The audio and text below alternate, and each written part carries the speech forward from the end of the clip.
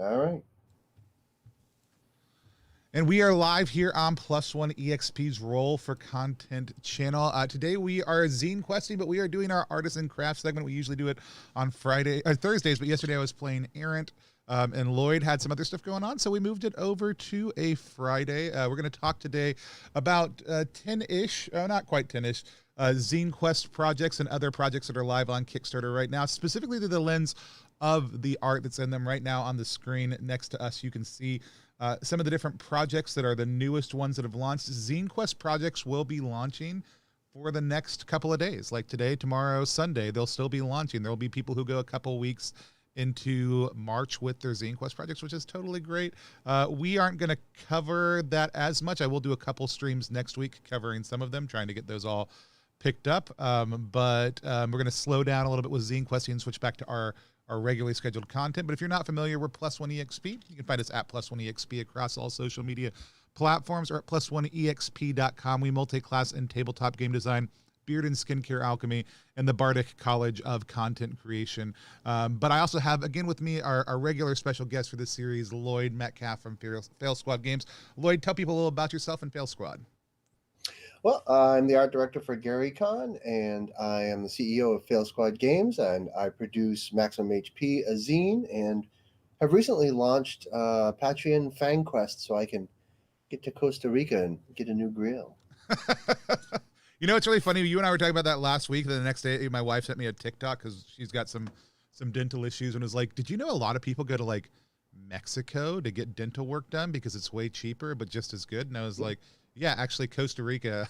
Is what my friend Lloyd and I were talking about yesterday. We have a small group of my friends. I'm talking to doctors in both Costa Rica and Cancun right now. Yeah, and it's just the way to go. I mean, an $85,000 procedure here is $22,000 there. So yeah, and so, anyways, like it's just absolutely worth considering for anybody out there who needs dental work done, and dental insurance is the weirdest thing in the world. These are some of the most recent projects up right now. A couple of them are on our list. I didn't have this one on our list earlier. I do want to look at it today also. It's its launch day. We'll move it back over here.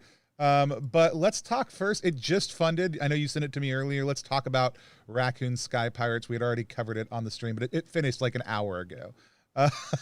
You had sent me Raccoon Sky Pirates.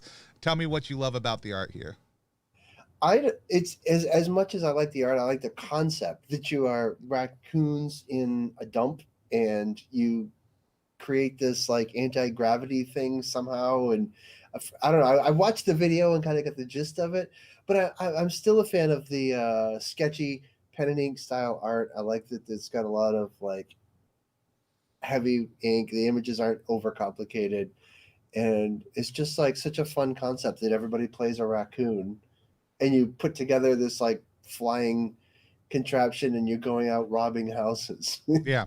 I love this when I saw it. I backed it just at the printed level. I think it's super smart. There was some art that you could actually get at a couple of the pledge levels also too. They were all gone by the time I got there, but really awesome that was a function and a feature. Yeah, I love the look of this. Chris and I have been tagged in a couple mutual posts about both of our games. We're both in the Gauntlet community together. So I've been super excited about it. And I think the theme itself is just tremendously fun and enjoyable. And I think the art does a really phenomenal job of catching that. Like it captures a lot of what raccoons are without overly anthropomorphizing them, just kind of jacking up their intelligence and their physical capabilities a little bit.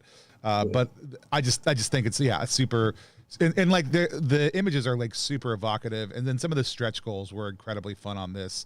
There was, I think, one to unlock like other types of marsupials also too at one point in time. It was some cool stuff. So it looks like it's even been updated since I first sent you the link, I think. Oh yeah? Yeah, I think so. I mean, but I'm glad. It looks like they've added like a couple of more images or something since I looked at it. But yeah, I mean, that's like I said, you sent it to me and I got the funding notification like 15 minutes later. So let's look at, I had tossed out Courier as one. This is a solo RPG.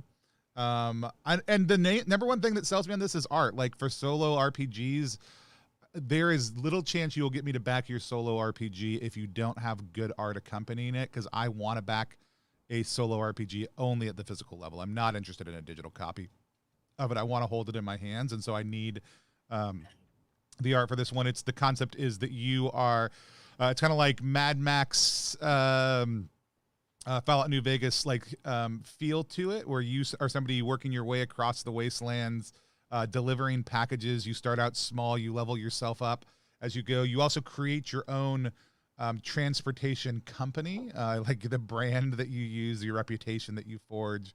A lot of really cool stuff on this project, and there's not a ton of images, but the opening image and the single image down below it, I just think are incredibly gorgeous and absolutely make me want to buy. I mean, the headers are good. Like there's a link out to the the illustrator's Twitter account. Should go follow them. And that image out to the illustrator is just totally like disconnected from the theme of the rest of the. Yeah, it was really kind of funny.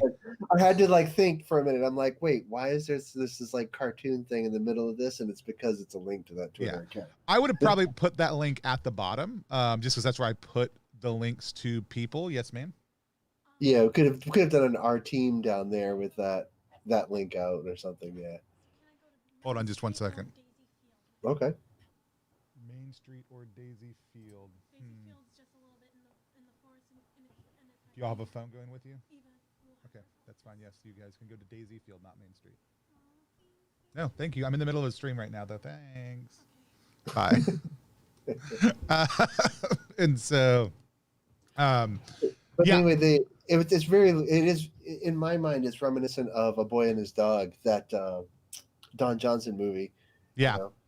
But anyways, there's a lot here that I just really loved and really immediately gravitated to. And this opening image, like the colors here, the font work with it, everything just made me super excited about the project. It's doing well. I just think it's absolutely gorgeous. Yeah, I would have. The other thing is when I hit team information, I actually do assume I'm at the bottom of your Kickstarter. Like I assume there's not a whole lot for me to scroll down and see. And that's probably a failing on my part, but it is a thing. And so where you put that team image does matter. So if you put it up towards the top, I'm not going to assume that. If you put it down at the bottom, that's where I think it goes. If you put it in the middle, I won't know one way or the other. It's starting to become like a design standard now, is to put our team at the bottom of the info page. Yeah, I just don't think, unless you have a Git, like, so if you've got somebody who's a draw to your thing that is not, like, they're not part of necessarily the team that's putting the Kickstarter together, and you want to draw people's attention really quickly to, this is art from this person, and you know that that's going to be a reason people back your game, put it up higher. It's a feature that you want to include. Like, I mentioned that the art is by John DeCampos on Repugnant, even though John and I are collaborators, high up, but we don't do this is our team, right? It's just art by John DeCampos. Yeah, no, it's a collaborative, it's a semi-celebrity sort of thing. Yeah. And so, yeah, I mean, those are some of the things to consider, even with where you're doing it. But I do like that the artist is featured, because there's a lot of people who just don't do that also too. So, let's see, we've got Glimmer's Rim, which you had sent over to me and actually had been on my list last week, but I lost it and couldn't find it again really quickly. Like somebody had popped it up and said, this one looks interesting, and I thought it looked really good and wanted to do it, and then I closed out my browser and lost it, so I'm glad you found it. I need to pull it up right quick, because I've closed that window. I'm so unprepared today. No, it's fine. It's a psychedelic island hex crawl designed as a stopgap adventure to use when your players hop off a ship and sail off onto a ship and sail off towards an unfinished corner of your map, which is a cool idea. Yes. As a piece, I haven't gotten a chance to look at it yet, so I'm just kind of scrolling through. There's the example layout page there that looks pretty stellar, and I'm a fan of the artwork. Again, it's like penning. I think it's digital, but it's like ink wash, right? Sort of artwork, and it's really got a lot of motion and energy in every single piece of art. And actually, I'm starting to wonder if it's brush and ink with Copic marker. It could be. I don't know, but Alan Burns, like. Did you click on that image to see they've got like 4 pages? If you click on that, they've got like 4 pages of layout that you can go look at. Oh, do they? Oh, yeah. I missed it. So no, I just popped that up on the screen for everybody. And it's gorgeous. So like we've talked a couple times about not letting the page restrain you. And they're doing a really good job of moving across the entire spread with an image. which, you know, that is going to limit the types of bindings that are going to work well for you sometimes. But for a zine, it's 100% the way you should go. And I also love, it does take me a little bit to visually decode this, but not in a way where I am losing interest in it. And so, like, I think this is absolutely gorgeous work. Yeah, it really keeps me sucked right in with the excitement of it.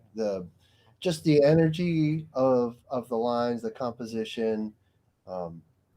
They're all just great on this. You know, the expression of the characters that are there. Yeah, there's nothing bad to say about this art style. Yeah, this bottom one, Midnight's Pit, on this kind of breakout page, the facial features on these guys are just so interesting. Yeah. And like, again, it's not like I don't know exactly what is happening in the image. But yeah, there's just so much here. And like, I'm picking up more hex crawls this Zinequest than I probably ever have before.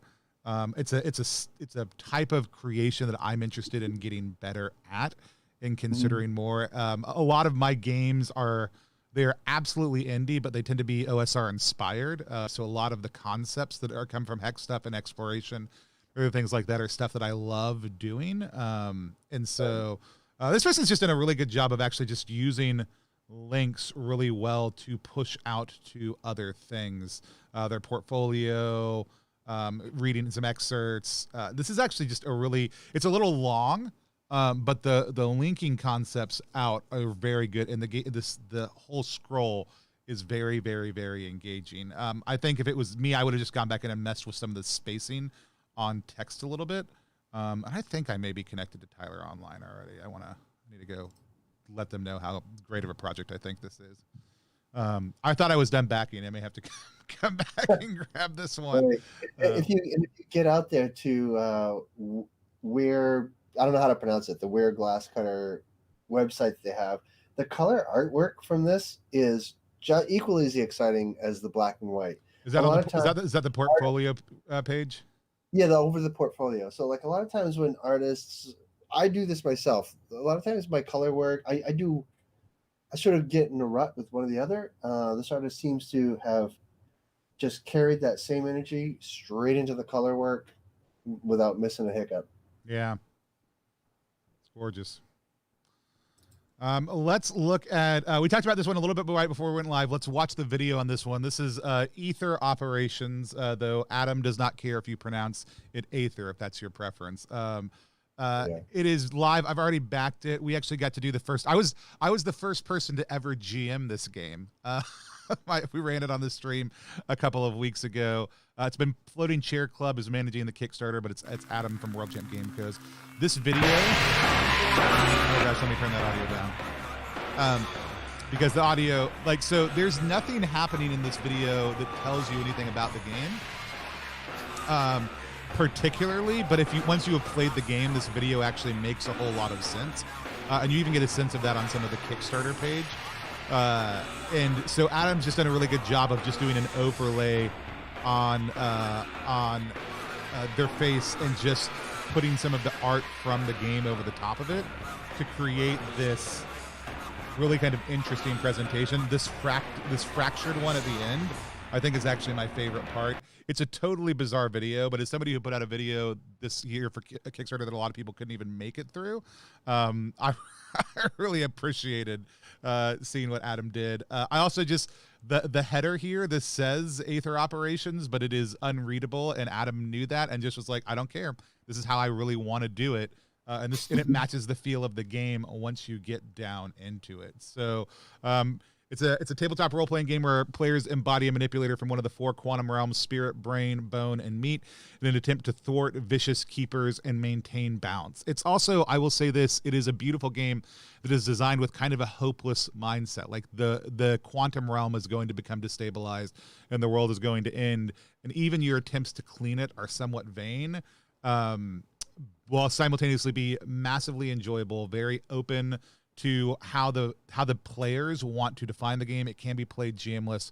Really, really cool concept that I got to run the other day on the channel. If you want to check that out, you can go hop over on YouTube. We've got the video there. but Adam does a mix of hand done art, painting, drawing, other things like that, and then moves it over to digital manipulation afterwards. But a lot of this is also done just fully physically also too. And then just has a couple different pieces laid over to give it some kind of crunch also too. But yeah, I'd love to hear your thoughts on this one. Well, it's real crunchy, like you said, and the I'm not even mad about the title. Death metal bands have been doing unreadable titles for a long time, so Yeah. that's fine. I really like that there's a hand holding an example of what the printed end product's going to look like, and that's even a little bent up and dinged up. So it really gives you a feel of how it's going. The titles are fine. They're a little like I'm missing a little bit of the cohesiveness of the design, but I think that's the purpose of the whole thing. So I think maybe the gritty overlay background or whatever is the cohesiveness in each of the titles. So yeah, it looks really exciting. It looks really cool. I'm watching the video like, what the heck am I looking at? And I had to watch it a couple of times, so it's effective, and which goes back to one of the things that I always tell everybody, like, make a video, some kind of video, because it really does help, even if it's wacky and nobody gets it. Yeah, the biggest thing is, can you communicate your theme or your idea in that video in a pretty concise manner? So I also love Adam messed with format a little bit in this also too, which from a craft standpoint I really love. So it's going to start out as a 5x7 when it's all folded up, but it'll unfold to be 19 by 27 double-sided mat. So this is not a saddle stitch or stapled thing. This is a folded zine, which also matches the theme. Like, so World Champ Game Code does this on a consistent and killer basis, taking design and making the design match the theme. And I love that. Like, I love seeing that happen. And this game does it just tremendously well. You're playing as one of the manipulators, so you are either spirit, or you are bone, or you are brain, or you are meat, right? And that's why, yeah, the kind of discongruency between the different headers is what the design style from each of those different realms. Then kind of just, yeah, with that kind of gritty texture done digitally over the top.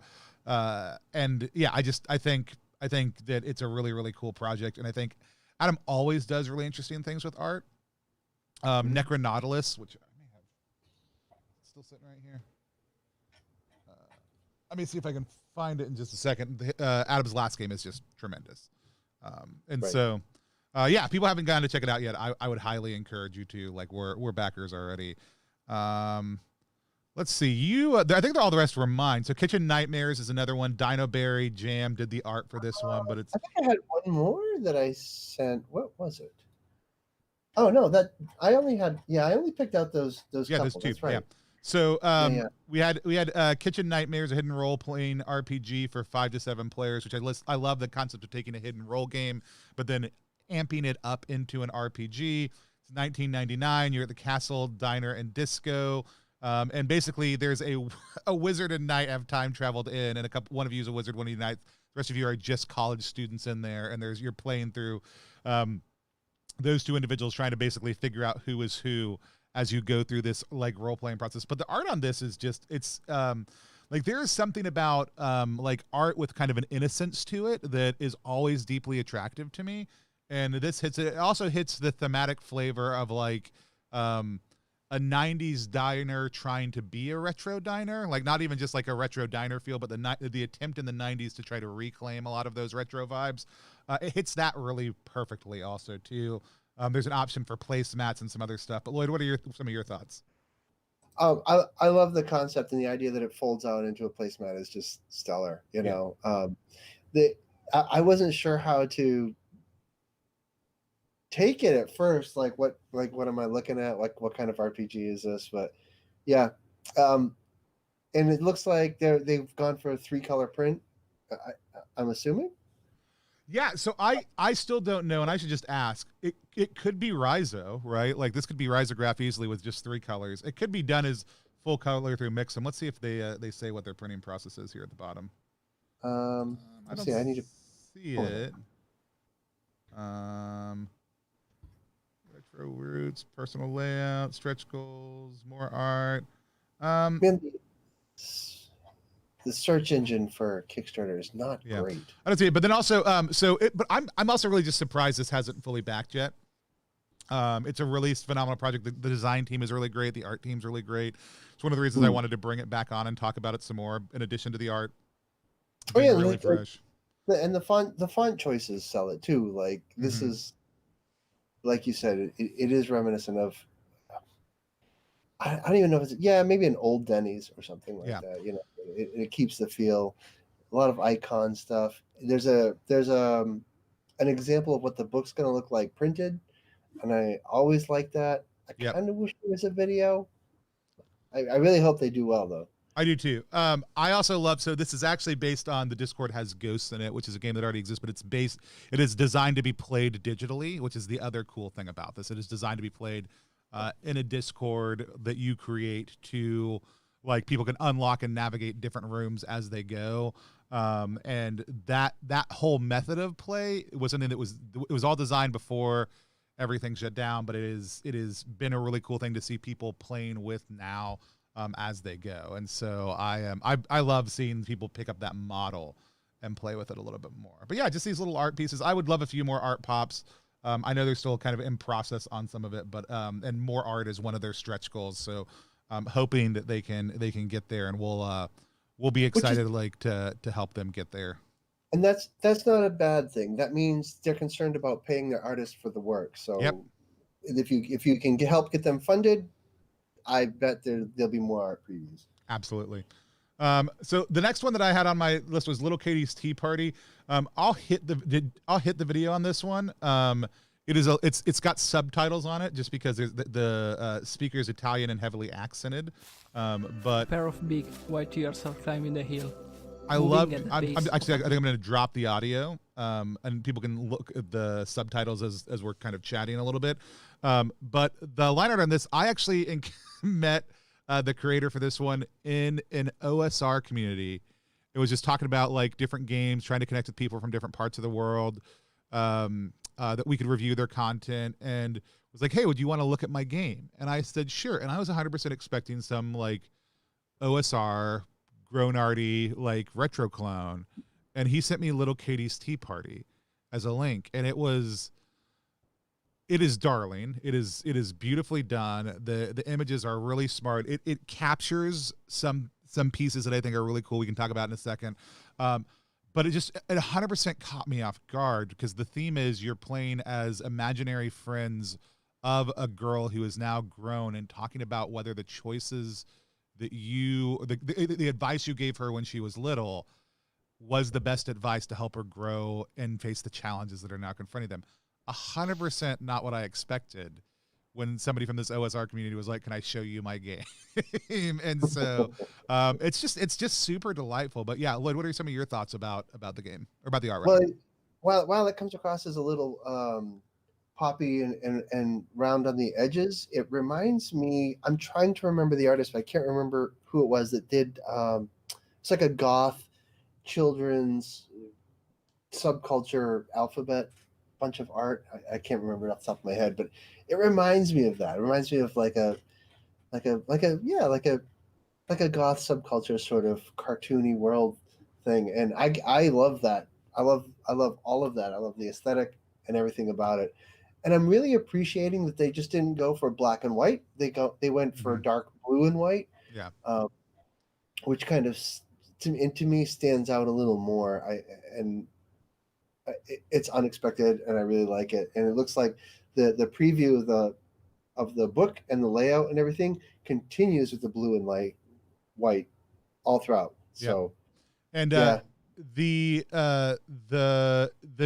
how to play GIF right in the middle is actually super smart because there's a play loop, and they do a good job of just visually repping, here's how you play this game in about 15 seconds. Now, do you know the mechanics for how to do that or anything? No, but you get a general sense of the flow of the game. It's a really smart ad. Same thing here with kind of some of the different pieces on this flow chart. I am hoping to get Nuclear Manatee on, because we only ever know people by their internet names, to play sometime soon. But actually having a cup of tea in front of you is an important mechanical reality to the game also. Oh, not like heavy mechanics, but it's a part of the ritual of playing, which I I'm also always just think is happy. really cool. I'm always happy to join a game about drinking tea. Right. I also just love this image of this kind of robot creature tearing up, sewing, doing something to this dress.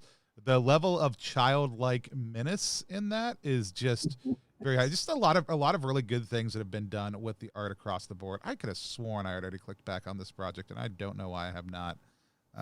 But we'll get to that. Reliquary, I also covered earlier this week. I have talked about Reliquary a couple places. Gordy is a member of the Brain Trust. But the art on this is great. It actually reminds me of a couple other games we've talked about. I would actually specifically start by comparing the art in some ways, shapes, and forms to Vast of the Dark that we covered the first week. It's not the same, but there's a couple pieces that really kind of stylistically remind me of that. And there's some other pieces that are entirely different. So, but I really love this. It's a world building game, tabletop role playing game about wanderers exploring a vast megastructure tens of millions of years in the future called the Coil. We've got this cover image, which I almost wish was black and white. This is a gorgeous cover. But because all the rest of the art is black and white and so evocative, I wish that black and white vibe had kind of been maintained. But I love these purples and these oranges also too, complementing each other. But Lloyd, what are some of your thoughts? The splash image at the top of the page is the selling point, and I'm a fan of the messy artwork, and it looks like watercolor or whatever. I know it's a digital piece. I'm not mad about the color cover. I think it sells the idea and draws you in. I thought this was on one of my pick lists too, or maybe we've talked about it before. But again, the pen and ink pencil sketches. There's like this whole top-down version of the city halfway down through the page that's just kind of stellar. It doesn't really draw anything like realistically, but it definitely sells the mood. Yeah. With the mechanical arms and stuff. Yeah. Well, and as the place is called the Coil, right? And this kind of sense of like, there's a sense in the description of the play that like it's not really like an up and down type thing. And so, yeah, the ways that this central image of this kind of top down view of the city works, it feels like the perspective is shifted in a couple different places in a couple different ways, and the art style even mildly shifts with it in a way that could be is a little disorienting, but absolutely feels like the intention to mildly disorient and to say this section is a little bit different than this section. It's oriented in a slightly different way than this section. But I just think it's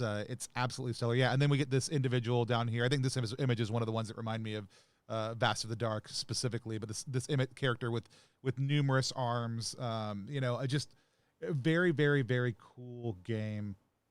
I think Gordy has done an absolutely phenomenal art job with it and brought in, two great artists to work with them also.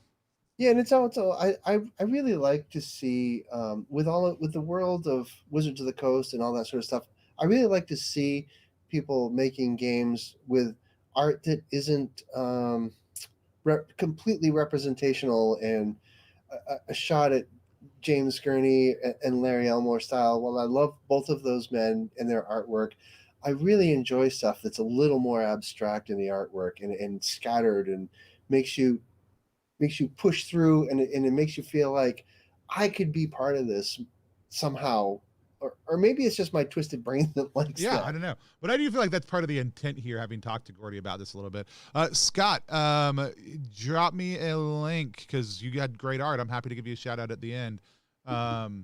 Let's see. I also added on here a couple of unique projects. Oh, where's one of mine? We'll find it. Oh, there. I'll find it in a second.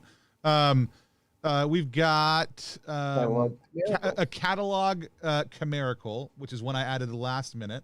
I don't know if I told you about it. I don't know that there's even a lot of art on this page, but it's Michael Lombardi's project currently.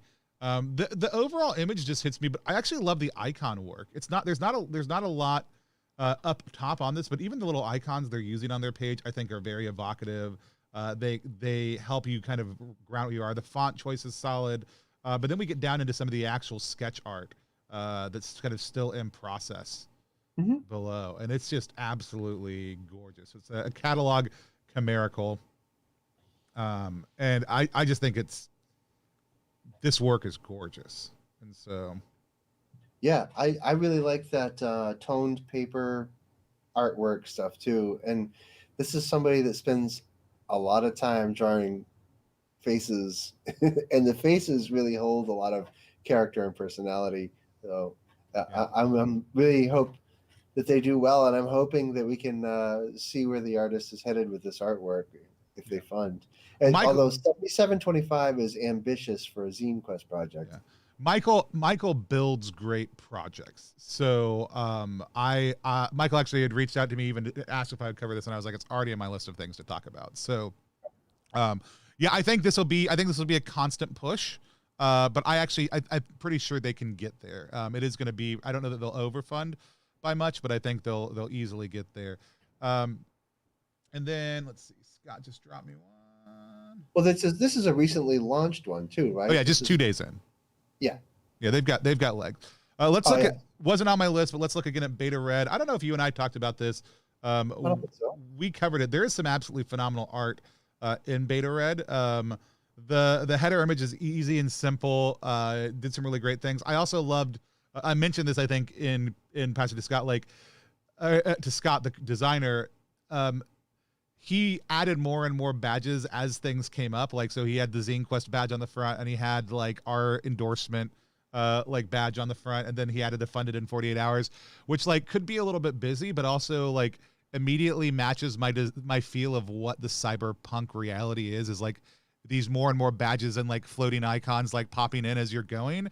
Right. Actually is thematically just super satisfying. And I don't know if Scott was going for that or not, but it feels really good given the themes of the game. But the actual art specifically as you go down into the project is gorgeous. I mean, I've got to look at this stuff a couple times.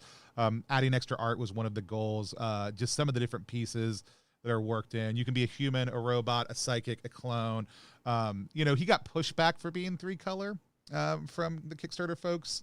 But I actually think this kind of 3-color pop is actually what I would really like us to see. Or 2-color, pop. That's really funny because there's so many Kickstarter projects that are full color. I'm surprised that he'd get knocked back for being 3-color. I think right now their kind of process is when something comes up that it's not supposed to be, they just tell the creator, hey, that's not what you were supposed to do. And then they let it go. Right. I don't think they're in the past, they weren't saying anything. Now they're saying, hey, it was supposed to be X. Right.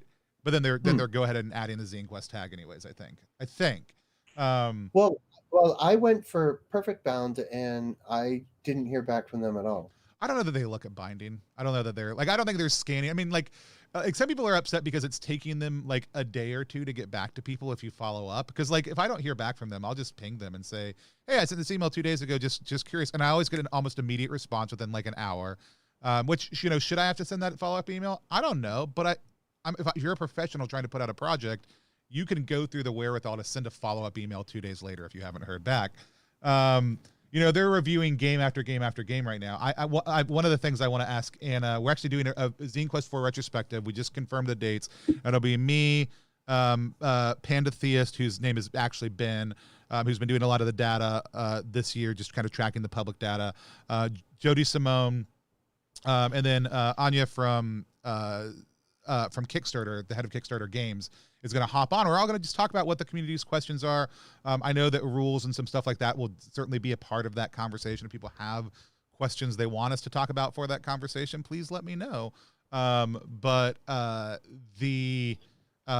been a big conversation this year, and it's erupted in a few different ways. But yeah, I mean, considering that though a lot of zines were home printed and therefore were 1 color or 2 colors, the paper and the whatever, a lot of the early professional published zines were 3 colors. They weren't 1 color, just on the outside at least. And so I bristled against it, but I tell you, I'm looking forward to next year because I am printing my zine at home and I'm stapling it myself. I'm really about, even though I have this nice polished maximum HP zine with the followers and all that sort of stuff, I'm ready for ready for Zinequest next year, and I'm just going to do it by hand. Yeah. Well, I would love to see people move. Love to see some people, like, I don't know that I'll run a Zine. I may be like I may be a contributor on Zinequest projects in the future. I don't know that I'll ever run as one of the primaries on a Zinequest project in the future. One thing, I've got enough going on just covering content. But another thing is, like, you can release a zine anytime you want. Like, if you're somebody who knows how to do this, who's done a couple of projects, you've got them under your belt, consider whether this is the best month for you to actually be doing it. Or if you are going to do it, I think exactly what you're saying, do something that kind of just grabs the core of the traditional zine culture, or that's a fun project you wouldn't release otherwise, and drop that. Alan Barr dropping his Swashbuckler one and doing it as like a 5-day project with $100 funding goal, digital only, that kind of thing. Great. Yeah. Like, love that. Hey, yeah. But anyway, back to Beta Red though. The character art here sells this whole project. Oh, yeah. Like, yeah, this is a shocking header image, and it's clear, and you're right. But that character art, I can't get enough of that. I particularly like the next one down there that you're looking at, the robot, and it's like a right there. That really makes me want to play this game, and it reminds me of like cyberpunk stuff. The pop out in front of the psychic, the floating armbands on the clone, like some of those little color pops are 100% my favorite pieces about it. This was 100%, I would say, the heaviest feeling. This is the first cyberpunk zine I played that felt like it captured the mechanical heft you expect from cyberpunk also, while still being very clear, clean, and easy to use. We have a polished review on the channel about it, but I 100% think, I think I called it the chunkiest zine of Zinequest 3, which I still think is accurate. Like, I think mechanically it did a lot of great things that are really phenomenal. But yeah, this art is gorgeous. I want to look at, I'm going to just search it because I thought I had it pulled up, but I don't want to mess up all my other settings. So apparently Dead Halt is finally ready for my information. We'll fill that out in a little bit. Last Will. Let's search for that. Here we go. The Last Will and Testament of Gideon Blythe. This is a Zinequest Project 3 project. I thought for a second it might not be. But Jian Shim is the artist behind this. That's phenomenal solo journaling games. And one of the things that Jian has become incredibly good about is adding ephemera to their projects. And I just love getting to see them. I was so upset that when I got here, like the high ephemera, dang it, and there's another one that's gone down too. You do all these like high level ephemera pieces, and then there's only a limited amount of them, and I've missed them all now.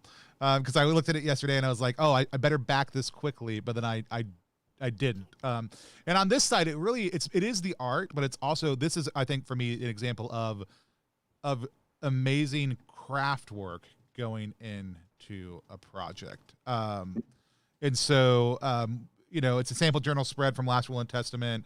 There's all these different pieces that can go in. Gian also does mobile or like digital versions only. So it'll be like, get it to your phone as a text or get it sent to you as an email for 30 days. Like, you get the experience of doing it in real time. And then you get a PDF document for it also too. But it is sad because I will also only ever want to back it at these higher levels, and I oftentimes will drag my feet and not get in there in time. And so, but some of the things included were a scrap of fabric from your mother's favorite dress, strands of live Spanish moss from the witch's forest where the house descendants had their first trial, a real loving trend in a real life lovingly tended and grown by Gian, a feather from a golden swan, an omen of true love, a large wooden splinter from the descendant's shattered shield, a small ghostly white ink drawing on the envelope, other odds and ends as inspiration strikes me. It's a very, like, the design is great, the art is great, the concept is phenomenal, but where this creator really shines is in all this ephemera that comes in. It's an example of they've done so amazingly well, over $11,000 with this. But it's an example of people want something specifically made for them. You know, and this is like the type of project where an artist will shine. I mean, I think going to be busy delivering this one. It's a big job, but people really are into getting these handmade items. You want something gives you a direct connection to the creator, doesn't it? It's not like you just printed a book and got it. Yeah. Yeah. But just all the little art accents, like the little subdividers for the sections, the cover image for the Last Will and Testament, like all those things. The design is just really it's super solid, and I really like it. I am torn. Like this is the kind of game I only really want, the full like a fuller physical version of, but I also really want to support the creator and really also want to get a taste and flavor of that experience. And so I'll have to come back and decide which of the two $5 levels I'm going to come in at. But I just think it's such a smart concept. I really love this. I need to be better about, as soon as Xian's projects launch, just like hopping on there and backing, because it was $10,000 in like the first couple of hours. Right. And following a creator is so important on Kickstarter. If you follow a creator, you get that notification and you can bang right in there. Yeah. So I said we would, real quick, if you have not yet, anybody out there watching, go back Repugnant. We are trying to get 100 more backers before the close of our campaign. That is going to be in approximately 72 hours. It can be at any level. We actually don't care what level you back at. We're just trying to get up to 275 backers, which we think is totally doable. We also have a $5,000 stretch goal that we will probably hit, and we're very excited about. We'll be doing a full map with Kyle Latino, who did the Old Roads project. But you can go to ttrpg.link/grossrpg to check that out. We also did our first public actual play of that last night. Had an absolutely disgusting blast watching the number of viewers consistently drop, as we said, really gross things on stream. Nothing offensive, just super fun, massively descriptive, great actual play session. So if you haven't backed Repugnant yet, it's coming into its last few hours. Please, please, please, if you're able to even just go share the game, please do remember backing a creator at any level helps support their game and helps other people discover the game also. I want to talk real quick about, to kind of close out, about Morkel Comborg. I also want to talk to you maybe a little bit about the the Morkborg, the Morkborg aesthetic generally. This project actually, what kills and slays on this project is actually the video. So let's check that out. It is just exactly 1 minute, and I will say the first little bit of it's mostly just this. We're already getting that VHS, like, 90s vibe. I work for a couple of community television stations, so I feel targeted. Right. It was interesting how long they ran this too for me. Like there was, I mean, like, seemed a little long, but this, yeah. Public access TV does that. Yeah. That opening little piece right there is so good. This is also a very text-heavy video, which is very interesting also.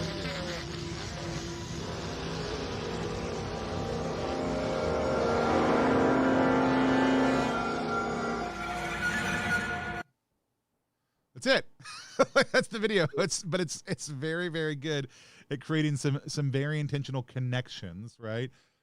So it's a supplemental zine to the TTRPG Morkborg, in addition to solo RPG game inspired by Dark Fort. Morkel Comborg will also include an assortment of new monsters, classes, and a setting for the game. The format is in presentation seen as based on the video games magazines of the 80s and 90s, which is a really fun fusion of the video game magazines with zine culture. I am really enjoying as an idea. But the other thing is, in here, cheat codes are a thing too, and so the game is funded. It hasn't funded as well as I'd like it to. I think it could be doing a lot more. It'll certainly hit. Let's see how much longer it goes. It's got 5 more days. It's certainly going to blow through at least one stretch goal, maybe 2.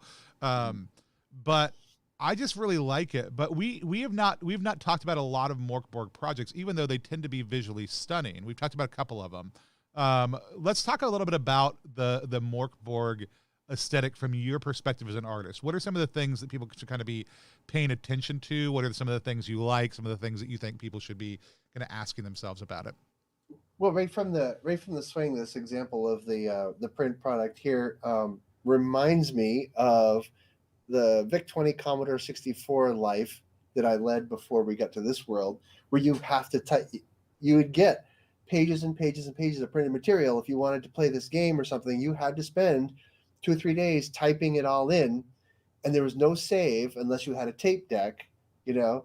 So, and I think no tape, too freaking bad. Type in the program instead is like a nod to all that. Yeah. I've never played Morkborg, but this whole layout, like right here, is the type of stuff that you would pick up, and it would promise like these really cool games, and then you would have to run home and type them in and save them to tapes. So it's got the right aesthetic. It's got the label maker font and everything feels really cool.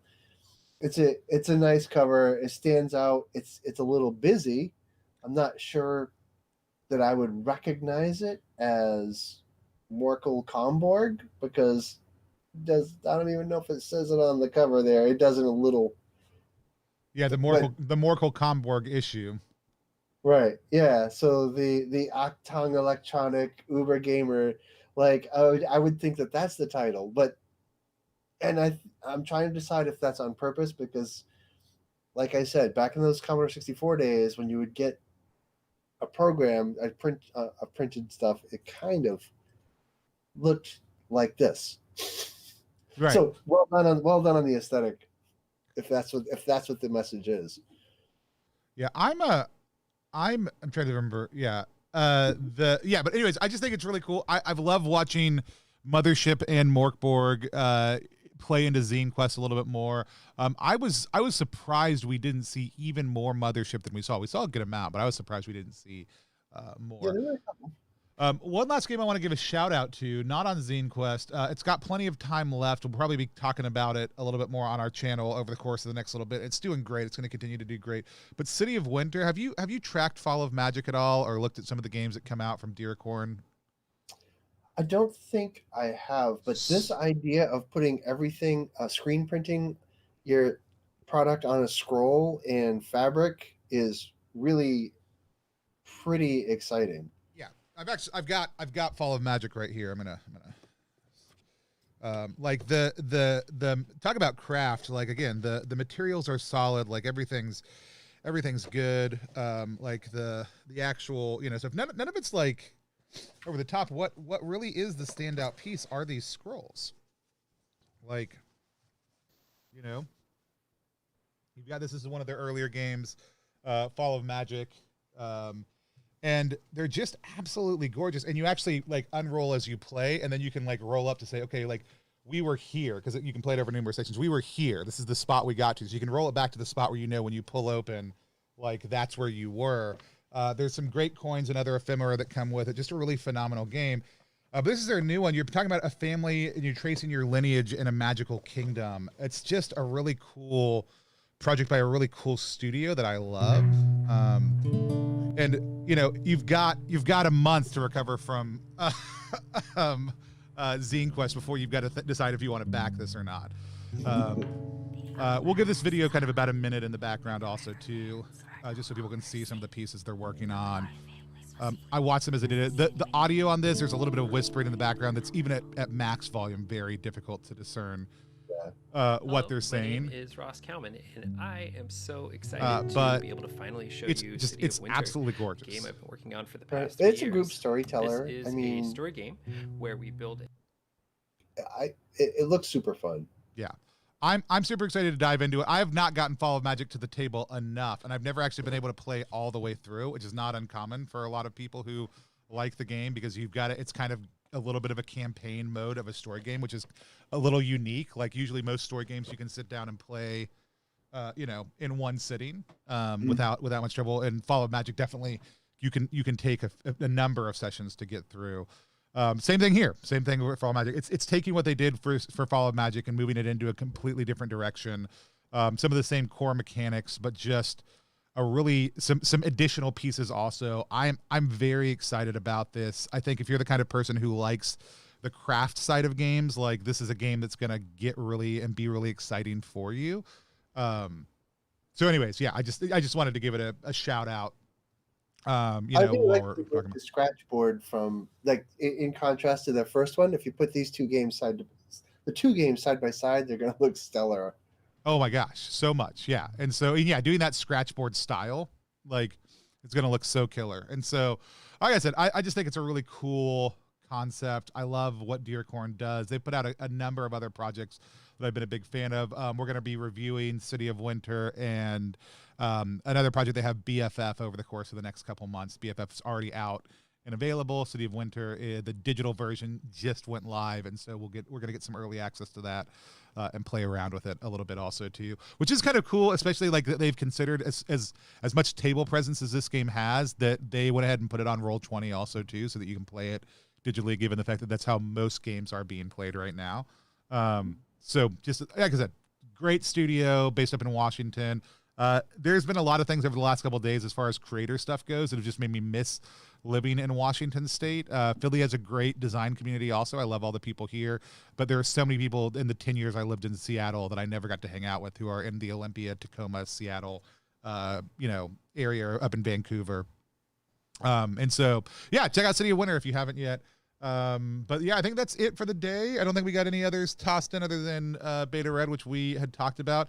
This is going to be our last Zinequest Artisan Craft, but Lloyd and I have already talked about trying to do this once a month. We'll figure out probably a Thursday, but maybe a different day that we'll do this once a month, just to get online, talk about art from current RPG projects, but also maybe some from the past, and just kind of give people a lens into some different art pieces. I'm not an artist, but it's one of my favorite aspects of a game, and I feel like we're never paying enough attention to the art that makes the games we love come alive, and I would love people to be paying more attention to that.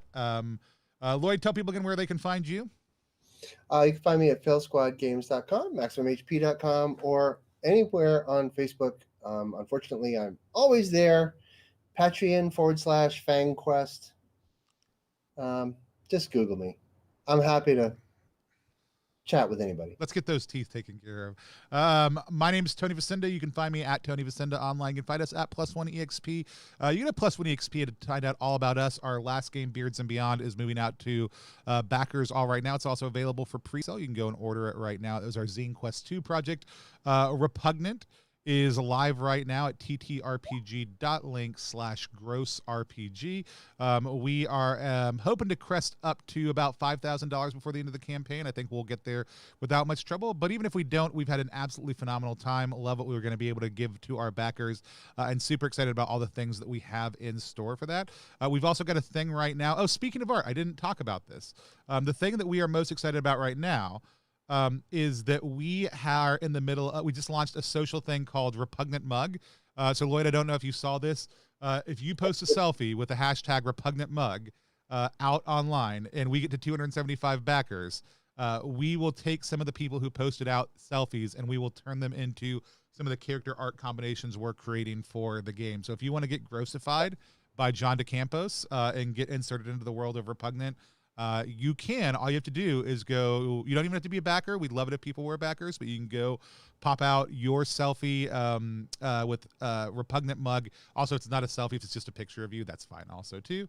And when we hit that 275 backer level, we will take 20-ish of those and turn them into NPC and PC art for the game. You can see a picture we did of Phil, and then for our actual play last night, we did them for all the characters who were on that. It was an absolute blast. The art turned out absolutely gorgeous. The other thing we have, which Lloyd, I'd love, I don't know if you go over to the Repugnant right now, we've got these dice bags we just announced that we're doing in partnership with Black Rainbow.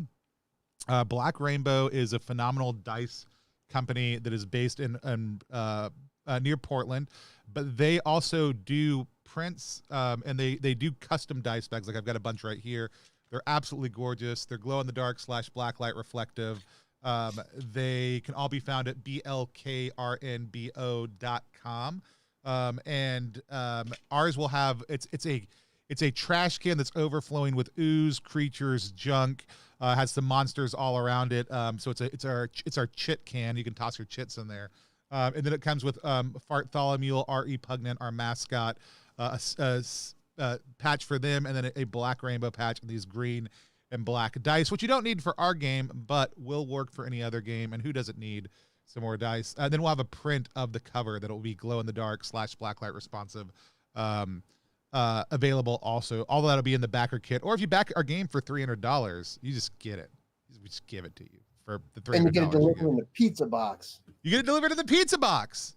And you get the Yetchi's hole, and you get the pizza face problems, and you get the T-shirt, and you get 2 copies signed and numbered of the game, and you get acrylic chits that no one else besides the creators and people who back at that level will have access to. So there's a lot of cool things you get. Here's the full art from the outside of the bag, that then wraps around to form the trash can. Anyways, it was one of our last big reveals. I'm so excited about it. The team over at Black Rainbow is absolutely phenomenal, and it's been just a pleasure to work with them. It's also the dice that we roll here on Plus One EXP. Whenever we are playing actual plays, we roll Black Rainbow dice, and we give them away fairly regularly also too. So, yeah. With that said, we're gonna wave at the screen, and till next time, and